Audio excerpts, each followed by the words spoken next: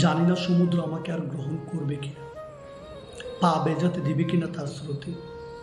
কেননা সামান্য এক ফোঁটা বেশি বিষাক্ত হয়ে যেতে পারে মহাসাগর। আমি আর কোনোভাবে লুকাতে পারছি না আমার নিজ হাতে তৈরি করা অন্ধকার।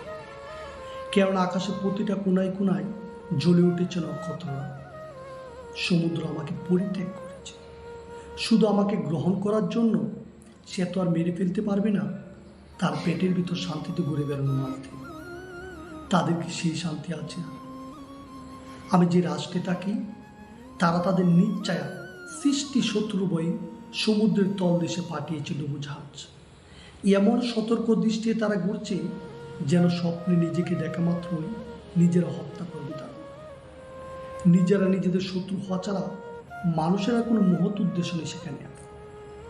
আমি জানি না মানব সৃষ্টি দাবানলে পুড়ে মরে যাওয়া একটা ছোট্ট উড়ান উঠান শিশুর অভিশাপ থেকে পৃথিবীর আগামী মানব শিশুরা নিজেদের উদ্ধার করতে পারবে কিনা।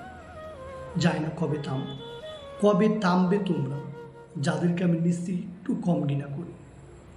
জানি না কতদিন আমাকে বয়ে নিয়ে যেতে হবে এই আত্মহত্যাকারী তিমির কঙ্কাল, যার জড়িত হৃদয় সব আমার মনকে লবণাক্ত করে দিই।